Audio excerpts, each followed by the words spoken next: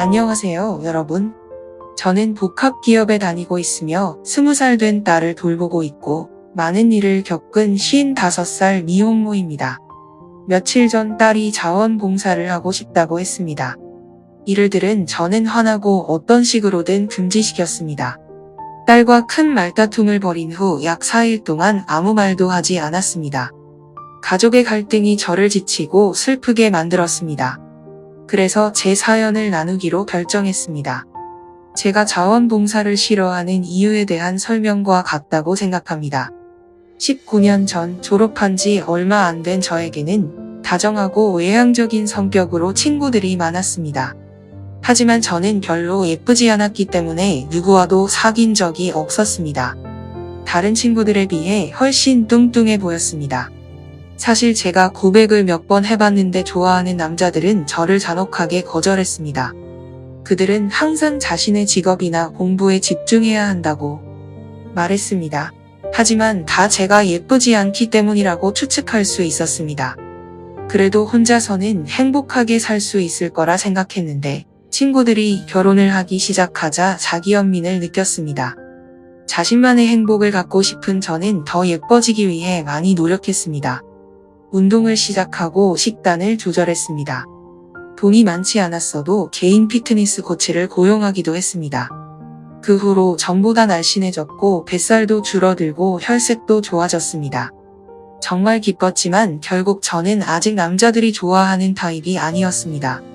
저는 신체 비율이 좋지 못했는데 남자들은 항상 애인이 핫한 몸매를 가졌으면 하는 바람이었습니다.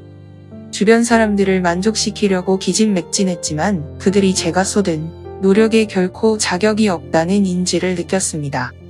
그래서 저는 자신의 사랑을 찾을 수 있다는 희망을 버리고 여행에 대해 더 많이 생각하기 시작했습니다.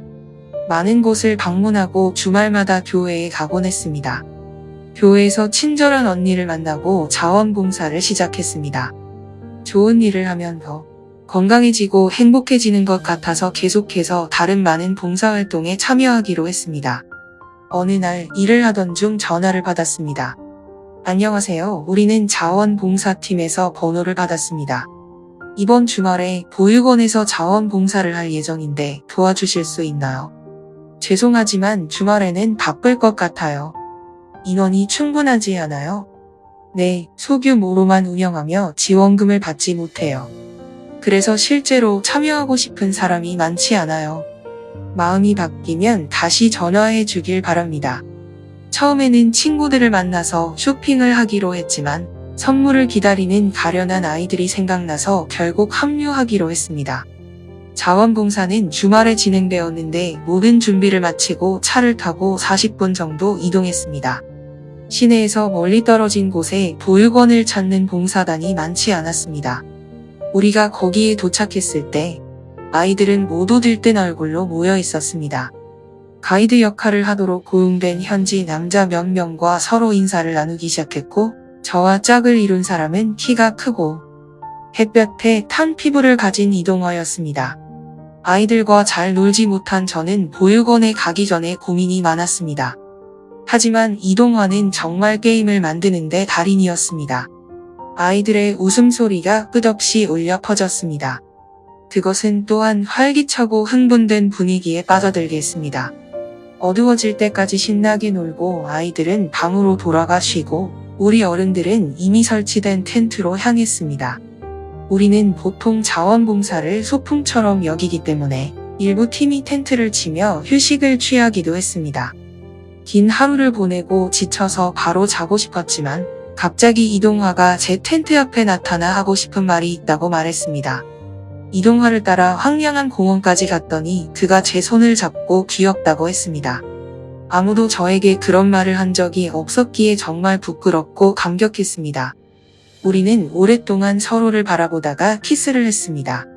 키스하면서 이동화가 제 가슴을 만지기 시작했습니다.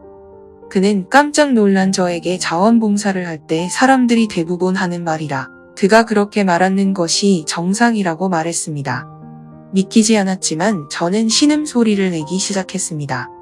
정말 당황스러웠는데 이동화가 다시 키스를 하고 계속 제 가슴을 만졌습니다. 그런 다음 우리 둘은 실제로 섹스를 했습니다. 섹스도 처음이었고 다음날 아침에 여느 때처럼 봉사활동을 마쳤습니다.